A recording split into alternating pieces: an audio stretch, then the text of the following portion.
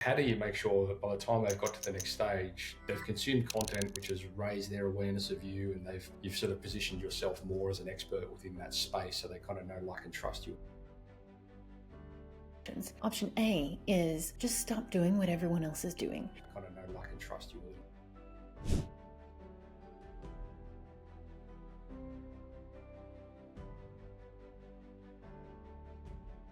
The things that everyone copies and everyone tries, and then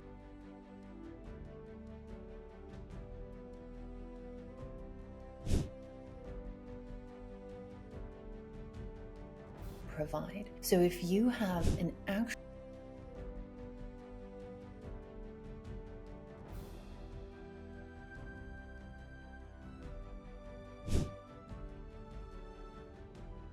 and yeah, you are going to have some people copying you because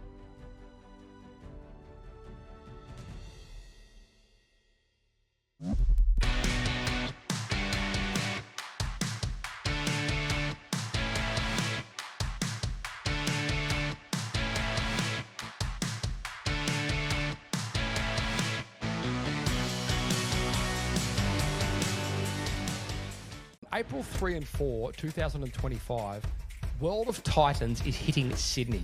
World of Titans is an event put on by Service Titan, and they are bringing out some of the most famous and well-regarded speakers in the trade space, including Keith Mercurio, Ellen Raw, Ishmael Valdez, Catherine Elizabeth, Tom Howard, and now even homegrown Scott and Vicky Irwin from Network Plumbing.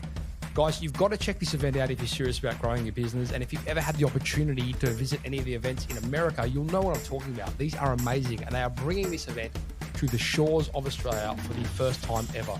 Stick around to the end of this podcast. I'm going to give you some more details on what is happening and where it's all happening. And I look forward to seeing you there. Ciao.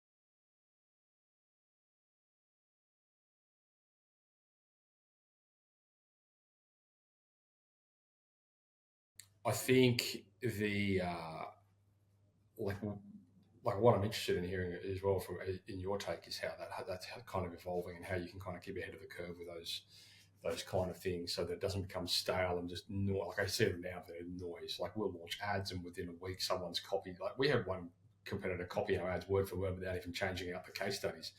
Like it was just insane. And I was like, it's just noise. At this point, I was like, you know what? This is just noise. Either option A is just stop doing what everyone else is doing, where I think the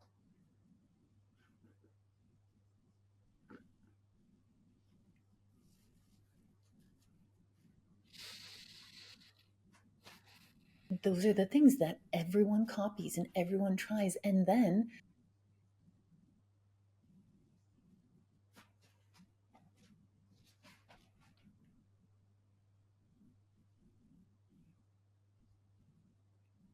provide. So if you have an actual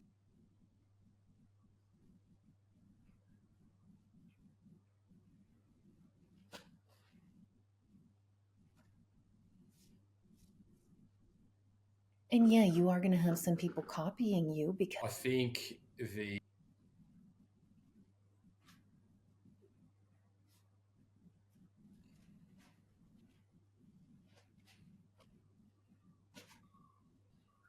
yeah, sure. I know I've read a lot of books, and we sort of practice as well that whole kind of what you're saying there, like developing the unique mechanism within the business, and from our perspective with the B2C, it's about how do you sort of you build out this unique mechanism for the organization in a way that is kind of a differentiator between competition and and things like that. And it kind of comes with a bit of momentum really when you start like evolving like operating processes and then turning that into something that forms even something that you can showcase in like like an infographic or like just helping people understand, well, this is our way of doing the thing. So I'd love to like dive a little bit deeper into that with you as well, just to sort of understand like from a psychological point of view, um, what are we actually like, where do we start foundationally so that we are appealing on the psychology side of the conversation when it comes to like offering services through marketing or and I know in one of the later episodes we're going to be talking practice, or maybe the next one actually about why like developing shouldn't always be about ads, and I love that concept because it really shouldn't be. Like we felt guilty of that ourselves, and like all of our leads have started coming in through paid traffic, and like this is not sustainable. Like this is crazy.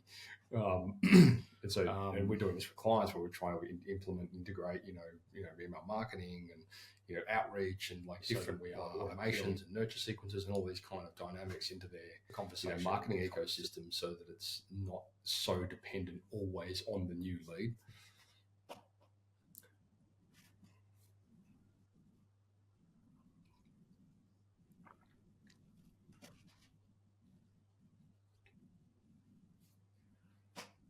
Our way of doing the paid traffic, and I was like, this is not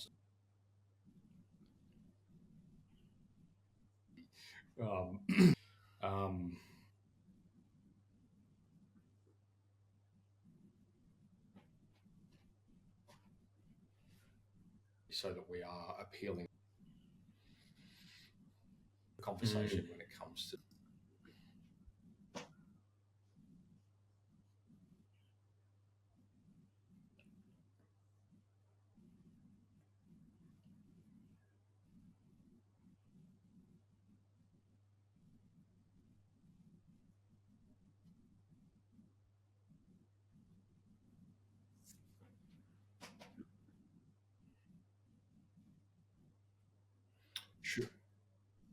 paid traffic, and I was like, this is not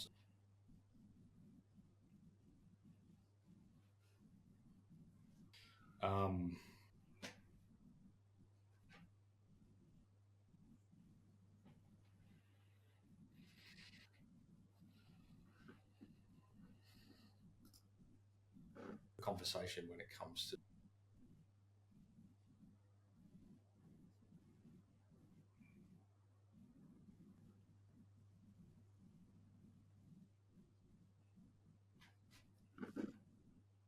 traffic, and I was like, this is not.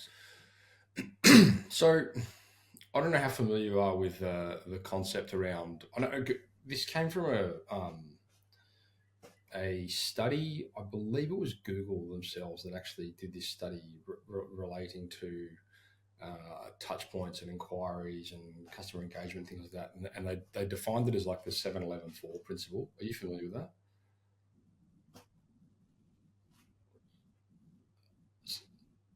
7 hours of content over 11 different interactions across 4 different platforms.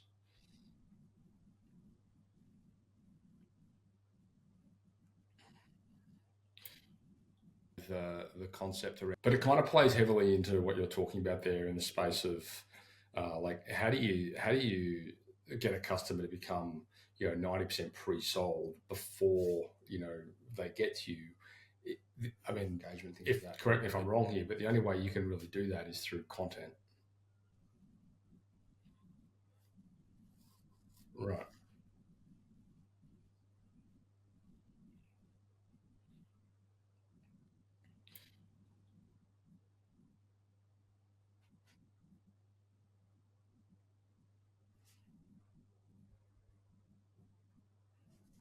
Like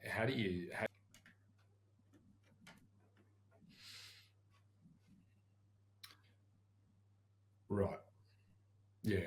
And I mean, truthfully, over the last 12 months, that dynamic's changed quite a lot, because where initially I would have said to guys, listen, start with video, even though you're uncomfortable with it, because we can take a video, we can repurpose it into audio, we can publish video, we can turn video into blogs, we can turn blogs into social posts, we can turn social posts into email campaigns and all this kind of stuff. So like the re-syndication pattern from a video was always a lot stronger. But like what we've, over the last 12 months with the sort of adoption of AI tools, we can kind of see it go back and forth the other way now as well. It's like we'll just start with an article and then we can turn that into a video using an avatar or something along those lines. So there's a lot more options available these days. But I know fundamentally from the point of you start with video, conversion, even though we're talking conversion from a B2C perspective, it's essentially, okay, well, booking into like a qualified discovery call, which is essentially like marketing, like an MQL, marketing qualified lead. And then, of course, off the back of that, which becomes a little bit more of a sales conversation, which is like a sales qualified lead, like going on from that. But it's very important that we're going through this exercise with all our clients right now, and as part of the framework, it's okay, how do we what are we sending out to the customers, to the not yet customers at the various stages of the sales process? Kind of leveraging a lot on the 7-11-4 principle, but like, how do you make sure that by the time they've got to the next stage, which is they've consumed content which has raised their awareness of you, and you've sort of positioned yourself more as an expert within that space, so they kind of know, like, and trust you a little bit further.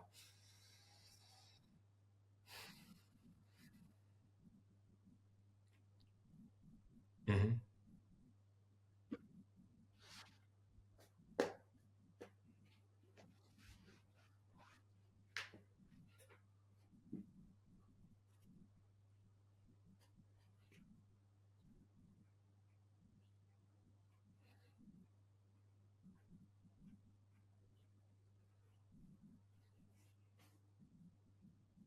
How do you make sure that by the time they've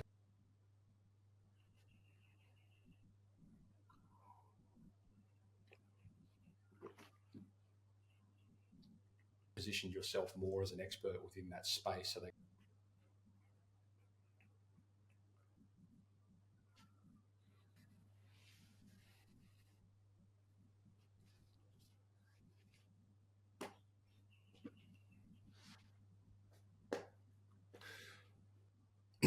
Well, I'll take it back a step further, because what you're saying is exactly what and I've said this 1,000 times on the podcast.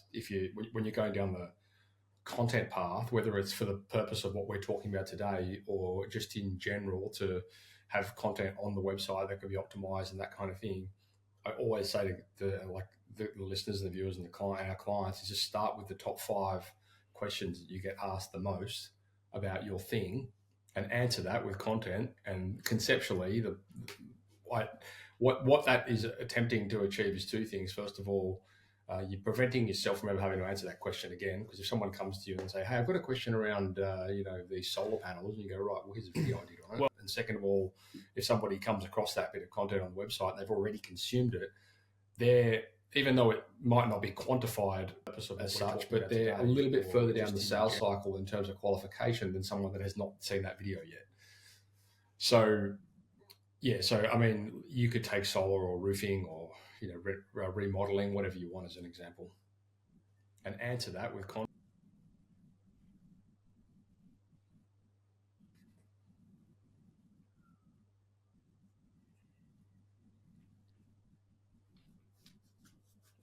Because if someone comes to you and they say, well,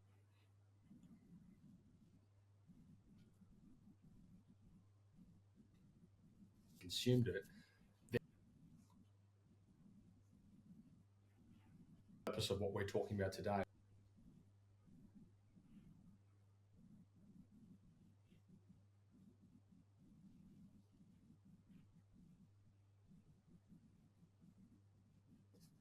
Yeah, I mean,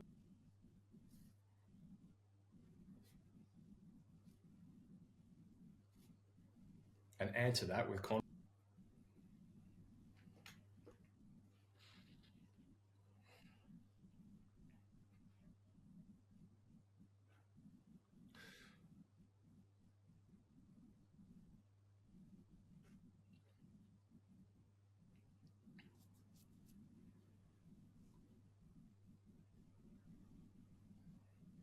Mm-hmm.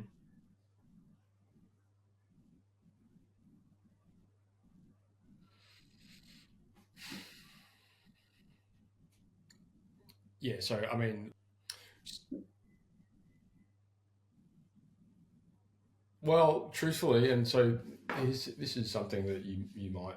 I mean, this probably won't surprise you based on what you just told me. But so when we're dealing, we have a very defined process for our clients. So when they're generating, like, well, we do run ads, like we generate them leads. Then we have, we call them sales executives, but it's a mix of like artificial intelligence and actual humans we place in client businesses to have the discovery, to basically qualify the leads. So initial layout, or we might have AI do some of that. So I mean, the ad platform, or whatever, and then we'll have somebody actually on the phones doing the discovery process for the customer, with the hope of just booking them into a qualified site visit. And I won't go through the specifics around all of that, but importantly, when they're doing the discovery calls, one of the things that is an absolute must that they have to provide is an estimate.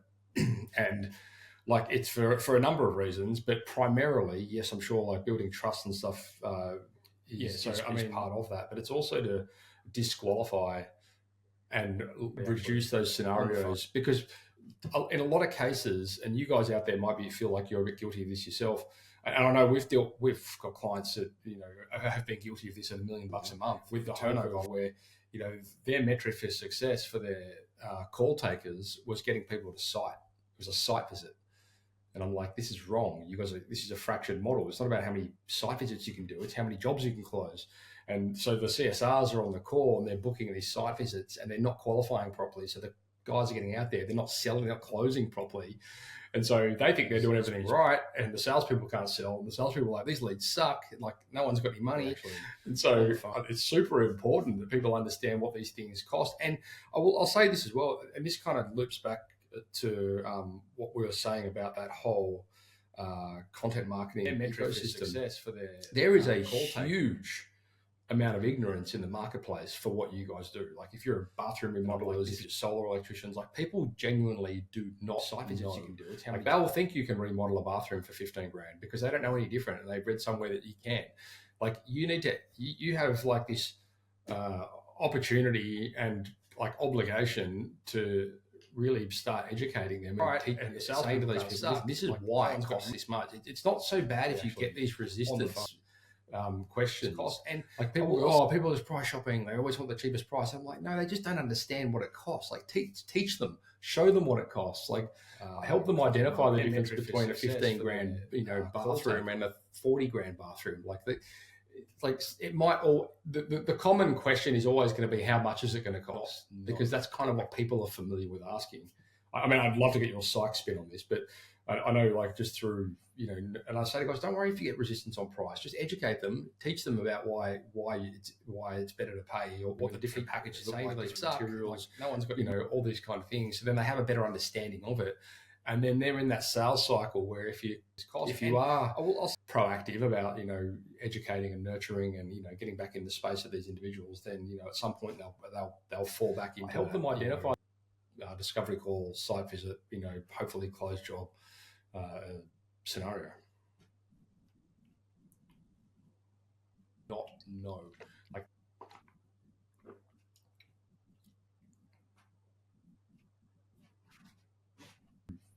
and I say to guys, don't worry if you get resistance on price.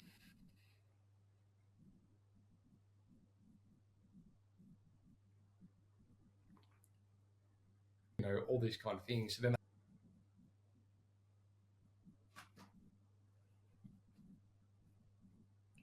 it's cost, and I'll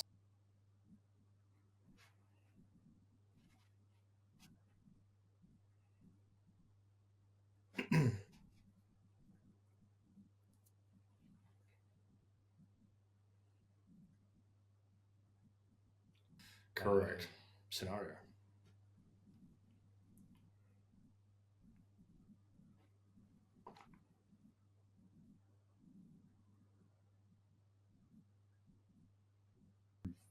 And I say to guys,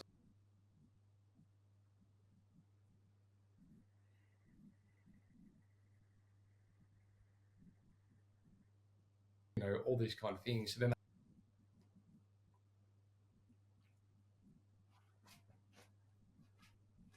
it's cost, and I'll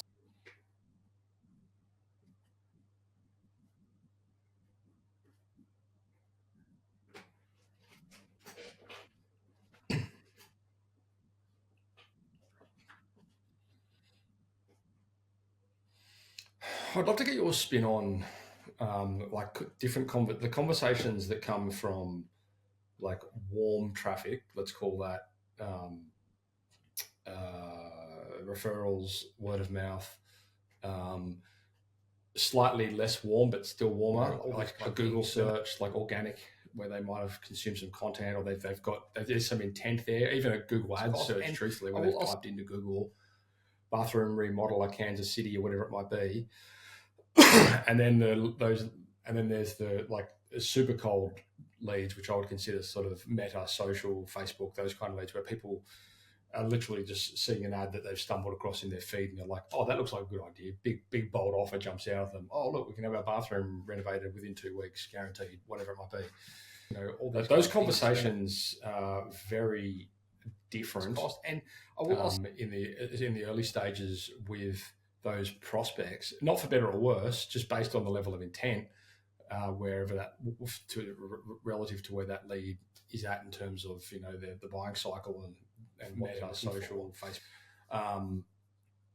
I know that causes a lot of, and again, this is where we see content playing a big part that they've stumbled in warming up the lead, if you want to call it that. But when they come in super cold and they don't really understand anything about what's going on here, nor are they those sure conversations that you're perhaps offering, where someone that's come in through a referral, they kind of already know what's happened, they've seen it, they've seen the solar installation, and then they're on their mate's house, and they're like, "Yeah, we want the same sort of thing." Like, there's a lot more intent there, and so the conversations are very different. And I think a lot of guys that come into, like, when we're working with a lot of our clients, they're normally coming out of like the word of mouth and referral model, because they can't scale that. Like, it's impossible to scale word of mouth, and they want to dive into whether they need more traffic, whether they need more leads, they need more conversations, which we typically generate through cold traffic, and then they're like immediately disheartened with the quality of the conversation. But it's a very different conversation, and they don't really understand that. And that's why we actually put people in the business for them now, because we're like, just don't even get disheartened with these conversations. Don't worry about it, because it's very different. It's a hard thing to communicate, because people just expect, "Oh, a lead's a lead," but it's not a lead. A lead is not always a lead.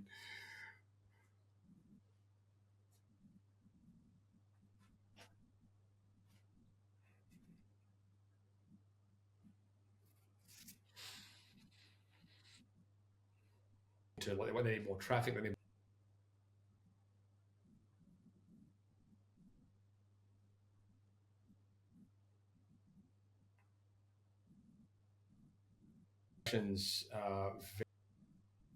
cost. And I will also, we actually put people in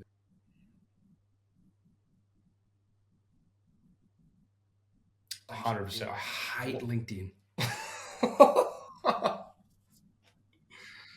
Yeah.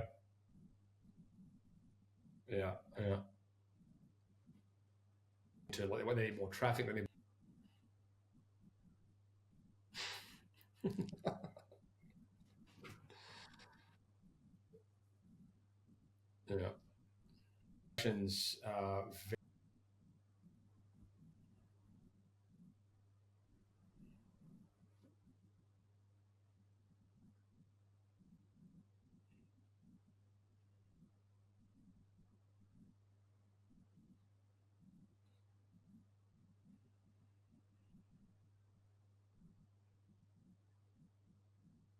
same sort of thing. Like there's a lot.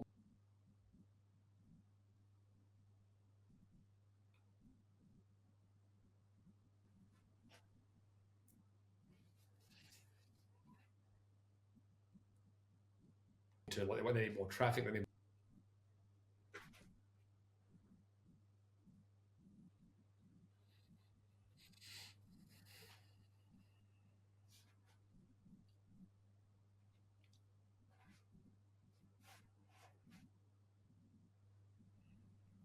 yeah, that's right, and that's kind of the whole qualification conversation is and this is why we put so much emphasis into discovery, because like it's the most important part of the conversation that we see in the interest of jobs getting closed from the site visit. It all happens in discovery.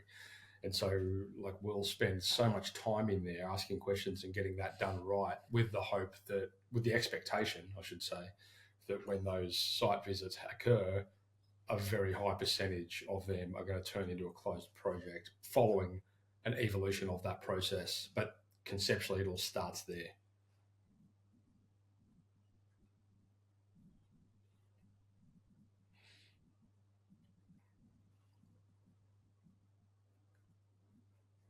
Yeah.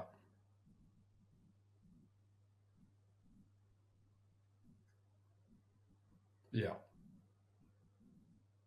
Closed from the site visit, it all happens in discovery. They're asking questions and getting.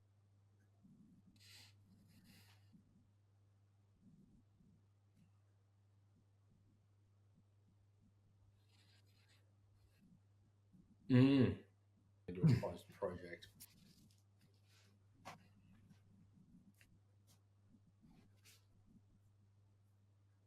I'd like to hear your take though on that part of the conversation when it does get to like the sale and like leading people down or down the path towards that, because like it happens so much within conversations where if you don't steer them to the next step of the conversation, which is okay, well, let's get it moving, and it is kind of pushy. Truthfully, I don't know how that can be avoided, but like typically speaking, if that doesn't happen as part of the conversation, then the lead normally just disappears, and it's at the detriment of the thing they're trying to achieve in the first place. So I'd love to hear, like, from a psych perspective, like, what the smart play is these days in relation to that, and how to address it properly so that you're not coming across like a cheesy, salesman.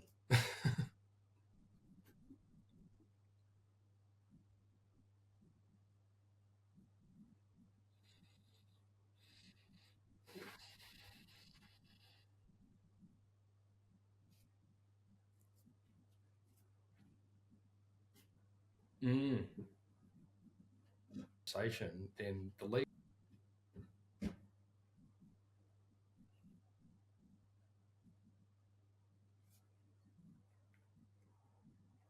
so I'd love to hear, like, from a psych perspective, like the sale.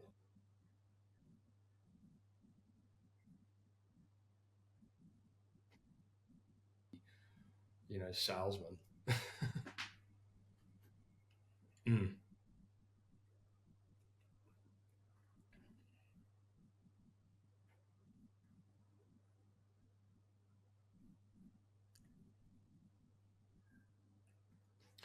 it's funny when you like I sometimes will go through some of these processes with other good businesses just as human myself. I see if anything different pops up, but that whole, it's almost like a copy and paste template. And I know who it came from. I'm not going to say it on the podcast, but like someone's been through this guy's course based on the sales conversation. It's like there's this, there's this, there's this, there's this, and then there's this, and it's just like it's hilarious. And it's, I mean, and I kind of have to sometimes like zoom out a little bit and remove myself from, I suppose, the conversation, then like remove myself a little bit further from it based on the fact that I know it exists and I'm so aware of it, whereas other people may not be. But it is a like kind of a large psychological journey, and I think it's so cliche and it's so corny, and it's so just. But maybe I guess it works. Like a lot of people are doing it, but then I'm wondering as well maybe the people are doing it because they're not trying other things, or they're not like, they haven't really looked elsewhere, or I don't know. And I kind of have to sometimes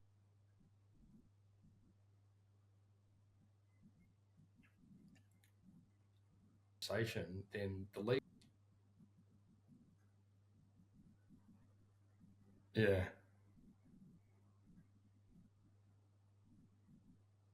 It is a like kind of a large psychological journey, and I think it's so.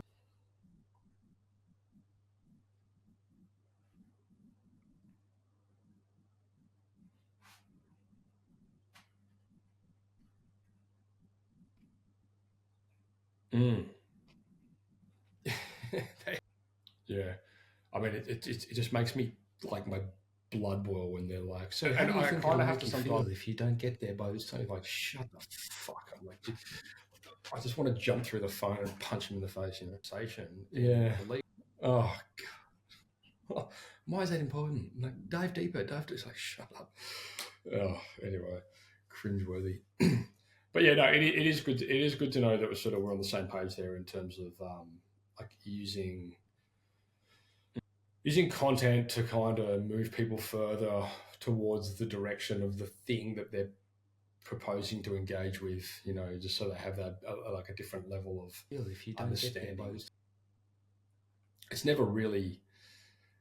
And another thing is like that whole framework is relevant throughout the different stages too. Like it's never really a done thing. Like as soon as they become a client, then there should be like, okay, well, this is now what we need to be doing. Like it, I think like you kind of got to really think in terms of all the different we're on the same dynamics, and we know where the different the different parts of the moving parts of the business using content journey as to where you can leverage content and things like that to create a better experience for the like a different level for that individual or that business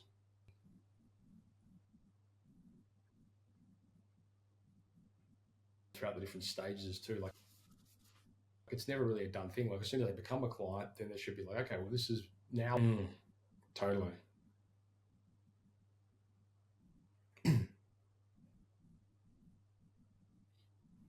You kind of got good to know that we're on the same page. Mm-hmm. Yeah, it's super important. I think as well that's kind of I know we're going to sort of touch on this in the following episode in relation to like relying on ads, but like we see so often when businesses come to us, initially the conversation is very much about we need more leads, and the first thing that we always ask them is, well, tell me about the ones that you've already got. Like there's a lot of sometimes people want to sacrifice their existing contacts and leads and customers even at the expense of new ones. So yeah. Cool. Is there anything that we like should wrap up on before we jump into the next episode? In your opinion? The conversation is very much.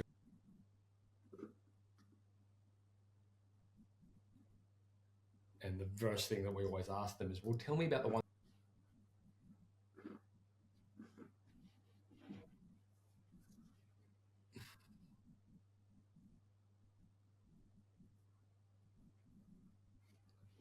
You kind of got.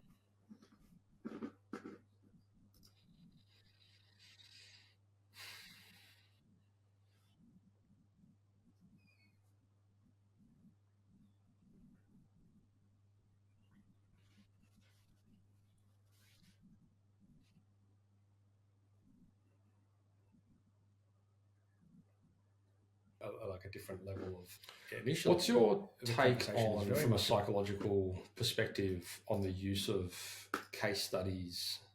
Ask them as well. Tell me about the one, proof of concept kind of material within marketing.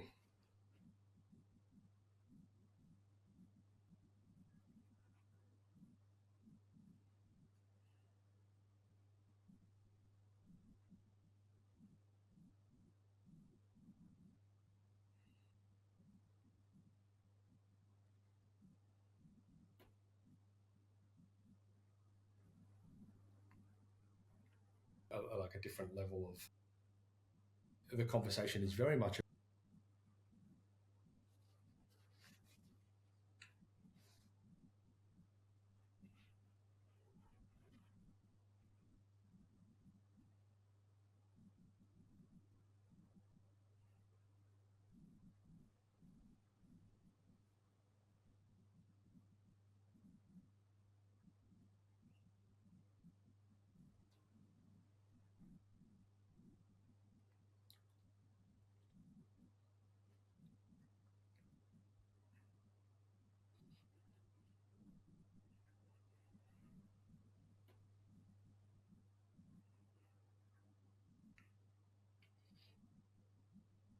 like a different level of the conversation is very much. It's so important. Like we have like a monthly email that goes out to our clients, like, hey, fill this form in so we can build out project case studies on their web. Like, truthfully, as a marketing agency, even today, we kind of see the website as like a stage two. I won't say a nice to have as opposed to a need to have, but we really like to leverage the website as a tool to be able to, for people to showcase what they do, position them as an expert. Because I mean, in the majority of cases, the initial lead is going to come through some sort of ad, Google, Facebook, Instagram, whatever it might be. But everyone have the website there to support that argument or support back up their project case. And so it's so important, guys, to have like a I'm not talking about a bunch of photos either. Like, just tell your story, because it really does help people understand. Okay, well, this is what they do, who they do it for, where they do it, why they do it, how they do it. And the website it really just builds that again. Like, it moves them. It's not necessarily quantifiable, but it moves them through psychological stages of, because the majority of cases, the sales process is going to come through some sort of knowing that you're able to deliver the same thing that you did for their neighbor or whatever it might be. So it's super important. And then once you have those things collated as well, like, you can, like you were saying at the very beginning of the conversation, like, you can use that stuff. You could use it in a nurture campaign. You could turn it into a video. You can do whatever you want with it. But you can't, if you haven't got it, you can't use it. The website as a tool just builds that.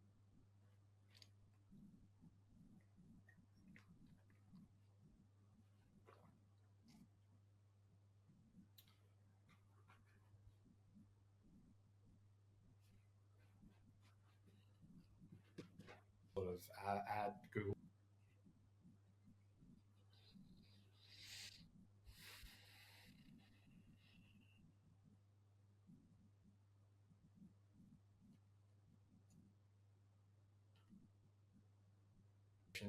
Like, you can use that.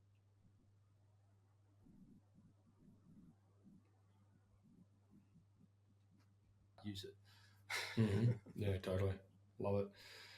All right. Well, hopefully that was helpful for you guys out there watching this or listening to this, whatever platform you're on. So I'm speaking with Ray Cornell from Cornell Marketing, CornellContentMarketing.com. I'm going to have links to all your stuff, Ray, in the show notes. So if you guys just head over to the SiteShare.com, search Ray, R-A-I, and these pages will all appear as needed. So you can get, and there's a cool little, you've got a few little resources there you've left behind too. So like, you can use that. Make sure you guys go check those out. We're going to wrap up this episode. We're going to come back in a following episode where we're going to be talking about why you should never rely on ads for sustainable growth. Again, I'm guessing we both have a lot of insight into this across different commercial and residential sort of scenarios. So I think that's going to be super useful for you guys. Stay tuned for that one. Ray, thank you so much again for your time, and I look forward to chatting to you in an upcoming episode. Site Shedders, I have an amazing time-sensitive announcement that you need to hear.